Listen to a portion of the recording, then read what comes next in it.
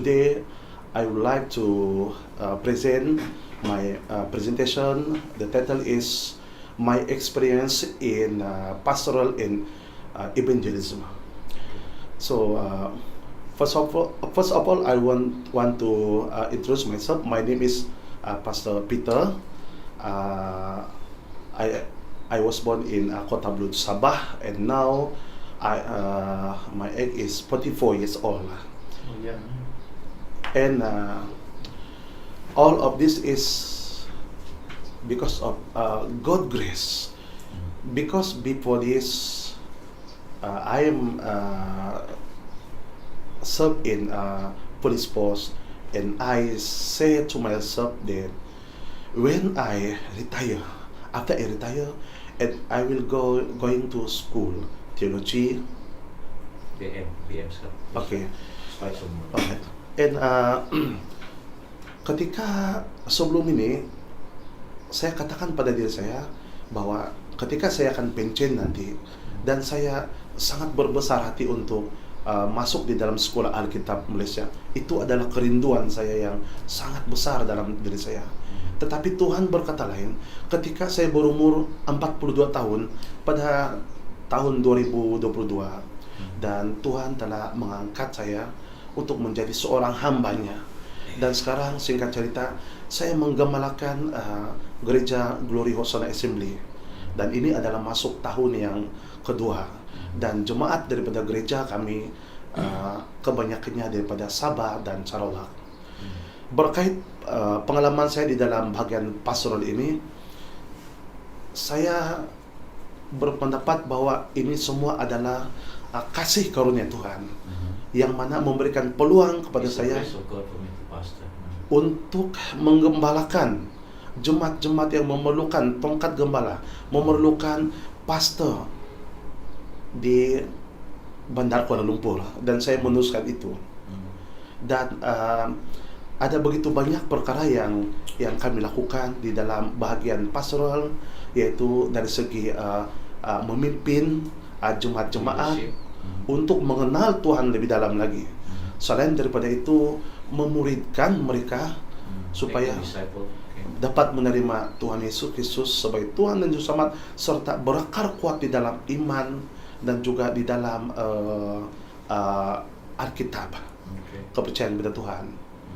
Dari segi penginjilan, apa yang kami lakukan selama ini adalah kami banyak ada melaksanakan memberikan makan kepada orang-orang di jalanan. Itu sebagai salah satu cara untuk kami mendekati approach them,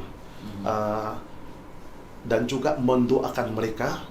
Dan selain daripada itu, ada juga kami dan saya secara pribadi untuk pergi ke mana-mana kawasan di kawasan gereja kami di Pudu dan juga di universiti untuk mencari orang-orang yang terhilang, terutamanya bagi Sabah dan Sarawak.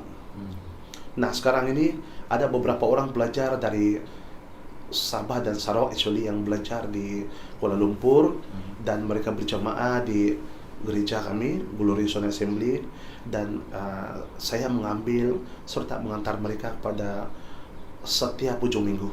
Dan itu adalah pengalaman bagi saya lah, untuk menginjil, selain memuridkan, juga menguatkan mereka di dalam Tuhan.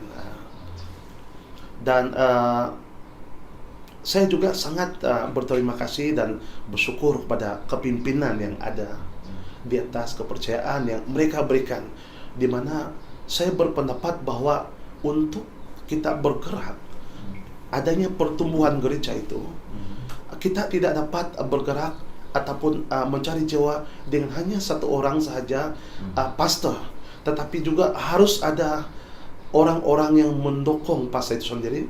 Work as a team. Kami bekerja sama sebagai satu grup di dalam gereja kami di Glory Hosanna Assembly. Jadi kami saling menguatkan di antara satu dengan yang lain untuk tujuan memuliakan Tuhan Yesus Kristus. Dan hasrat saya dan kerinduan utama saya adalah selagi Tuhan menempatkan saya di Kuala Lumpur, Dan saya katakan, saya tidak akan pernah meminta untuk dipindahkan. Dan saya tetap akan melayani Tuhan di sana. Dan adalah satu kehormatan bagi saya apabila Tuhan memberikan izin ataupun peluang tim kami ini dapat sampai di Thailand. Amen. Dan ada wakil daripada gereja kami di Gloriosana Assembly, bukan saja saya tapi ada beberapa orang kami, dan saya percaya ini akan memberikan nilai tambah di dalam pengajaran dan juga dalam memberikan khotbah mengajar jemaat-jemaat di gereja kami di Gloriosana Assembly. Amen.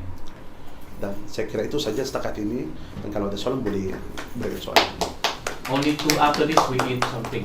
Any question about pastoring? Any question about pastoring evangelism? Any question for him? You presented all in. Because after this Yeah. we go eat for a while, then we come back again. Okay. I have to go market. Okay. But Okay. my Any question? Ask. Yeah, I'll ask what. Okay, mommy, please stop. No, I just want to take photo only. Okay. Pastor Peter, I'll ask the question, a general question, because your Yeah. presentation is in your language. I Yeah. didn't get to understand you. All right, so I'm asking you this question. For now, for my personal experience, what I've seen among different languages in evangelizing people, there has been what we call racism in evangelism and racism in ministry. Oh my goodness, I don't want to tell my bad experience, you know. What do you think that as we are all praying and doing ministry to go to heaven, how can we avoid racism in evangelism and racism in the ministry? For example, if you're not from Malaysia, I don't even want to be in my church. I don't give my pulpit. I don't want to mingle with you. There are certain group of people, I don't want to mention names here, in Thailand here. Their church, they said, for us, we want our people. If you go to a church and one of them is in your church, they'll say, let him come to my church because we are the group. I call it racism in ministry. Racism dalam pelayanan. Yes. Yeah. So how do you think we have to avoid this? It is demonic. It's not true. It's not good. Yeah. God is welcoming everybody. So I asked one individual that, can a church be like that? That a church you only for your people, not other people as well. So how do you break that yoke in the ministry? Any cadangan idea? Itu buat soalan dia. Yeah. First of all, I would like to thank you very much, Dr. Church. Yeah, I agree with this point, this question about rasis di dalam what you call ministry. Yeah. Rasis dalam pelayanan. Rasis dalam pelayanan also. What I know about rasis in ministry or dalam pelayanan means this is talking about ourselves, that diri kita yang mahukan supaya orang itu harus berada di dalam gereja kita. We want these guys, these people must be in our church, cannot go to the other church like that. And sometimes the other people angry, akan marah apabila ada orang yang dia tidak datang ke gereja kita, tetapi dia akan datang ke gereja orang lain. Means sometimes the other people, I don't want to say names, but I know that this pastor must be angry when he know that his what you call jemaat, his people not coming to our church but going to the other church. But for me, these people have some reason why they cannot attend in our church, because one maybe they about jarak, dari segi jarak, distance, Very ya, far, too far. too far. Even mereka sebelum itu bergereja dengan kita in our church, but because of distance, too far, so he decided to go in another church that near to them. And I look in this thing, the important thing is these people, these guys is now our God. Dimanapun dia beribadah, itu bukan jadi satu masalah, tetapi yang penting adalah pengenalan dia pada Tuhan, dia tidak jatuh daripada Tuhan. Where they want to go to church, even not in our church, this is not problem to me, to us. But the important thing is, we must guide him. Okay, if you want to go to the church, I know your reason, but I want you, if you go there, and please make sure that you harus benar-benar terus berada di sana. Jangan lupa, don't forget kepada Tuhan, like that. Dan this one kita harus nyatakan kepada dia supaya dia paham dan tidak terasing, karena because these people bukan milik kita, tetapi milik Tuhan. These guys not our own, but God own. The important thing is kita guide dia, we guide them, so that they always come to the church. Yeah, this is my Maybe you have another opinion. Yeah, I want to ask question. Yeah. Apakah intipati Injil yang bagi kamu, what is the root, apa dasar intipati dalam pemberitaan Injil kamu? Terima kasih Bishop.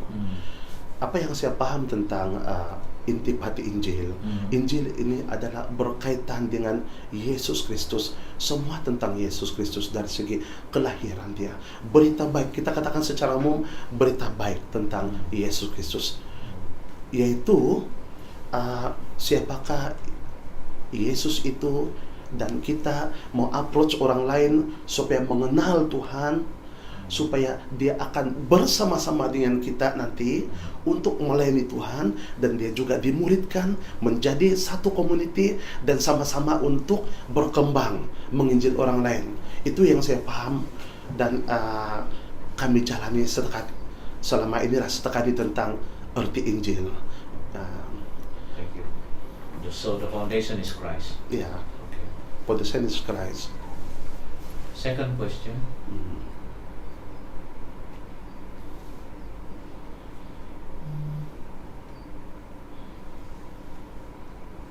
Secara ringkas, apakah tugas gembala-gembala, seorang gembala? Secara ringkas, boleh ringkas, beri ringkasan pemahaman Anda, tugas seorang gembala, apa dia buat? Terima kasih. Sebagai seorang gembala, dia bukan saja untuk memastikan memberikan pengajaran yang benar dan betul kepada jemaat dia. Dia juga harus take care kepada ataupun ambil peduli kepada jemaat-jemaat yang memerlukan, yang mempunyai pelbagai masalah, di mana jemaat dia itu ada masalah, dan di situ juga dia akan berada, di mana pada setiap waktu dia harus ada bersama-sama dengan mereka, dan tidak juga bermaksud yang dalam setiap pertemuan itu kalau dia tidak siap dia harus datang, tetapi dia punya satu tim yang boleh digerakkan untuk sama-sama menjalankan, contoh macam ibadah pada hari ini, and then cukup siapa yang memberikan pengajaran lengkap segala-galanya. Itu yang bagi saya. Okay. Any last question? Yes, Pastor Pierre. My last question to you is that Yeah. for now we are in the last days, and in the last days there are many false doctrines that are in the system, and then also there are being Go ahead. let's say many ministers not following the source, but only any means to get money, whereby the souls are perishing. Yeah. So, Pastor Peter, please, this is the heartbeat of the Lord, Jesus Christ, our Savior. Yeah. You, in your experience, Mm. and as you continuing in the Lord, what can you say, and how can you prevent your ministry falling apart from this area, and then also to encourage other pastors to be able to stay put into their task, and then also for the soul winning agenda. And then also other difficulties that may come in the soul winning. What or how can you tell them to let them stay focused on that? Did you get my question? A little bit. Okay, let's make it small for you. Mm. One by one, okay? Simple Okay. for you. We're in the last days. Okay. So how can you tell the pastors, Mm. evangelists, the ministers, apostles, everybody Mm. to be able to stay focused in the soul winning? Okay. Then also to overcome the problems in the soul, because the soul winning has a lot of issues, Okay.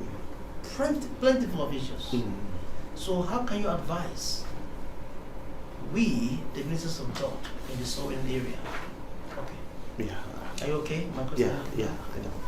But let me betulkan saya kalau saya silap Bishop ya. Silakan. Oke, yang soalan tadi itu adalah berkaitan dengan bagaimana cara kita untuk mengatasi banyak masalah yang timbul. Ada orang yang melayani mementingkan duit kan, itu yang maksud pastor itu kan. Dan cara-cara kita untuk mengatasinya. Oke, saya akan terangkan dalam bahasa yang paling mudah lah. Oke. Okay. First of all, thank you very much. And my answer is, memang banyak yang kita hadapi sekarang lah. Ada pasal-pasal ataupun ada orang yang mementingkan duit. So many pastor or so many sebenarnya they think more important in money.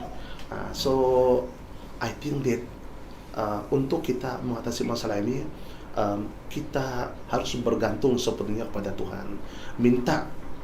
We must stand in God whatever problem.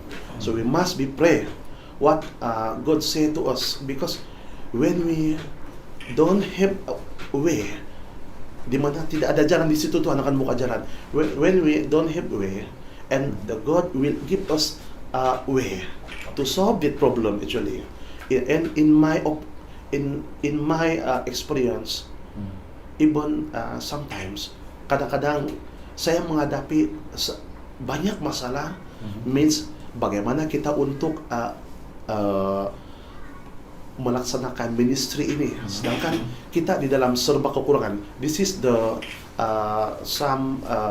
satu contoh, for example. But when I say to the God, I pray, dan Tuhan itu sendiri yang akan memberikan apa yang kita perlukan. Tuhan itu sendiri yang akan membukakan dalam hati saya apakah jalan yang harus saya ambil. In some problem, in sometime I ask, when I don't have any answer, how can I do this? How can I solve this problem? And I always ask God. I pray. Sometimes I fast. Saya berpuasa. Dalam hal ini, when I fasting, when I pray, and suddenly God give me answering. Okay, this thing. You must do like this and like this and like this, and Inspired to do something. inspired to do something, and the result is very, very good. Amen. And I know if myself alone want to do that, I can do that. I really I can do that. But because of God, Holy Spirit in myself, give me inspiring, yes, to do that, and the result is very good. And I would like to thank God very much. Amen. Sepanjang hidup saya, Bishop, the whole of my life, I always berjalan di dalam iman. And I say, what I have now, this is nothing. Sure. Because all this is temporary from the God. I must believe in God. Amen. God give me now to serve Him because His grace. I say like this. Sometimes I cry. So thanks God.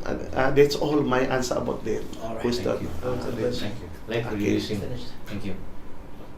Okay, thank you very much. Terima kasih Bishop. Okay.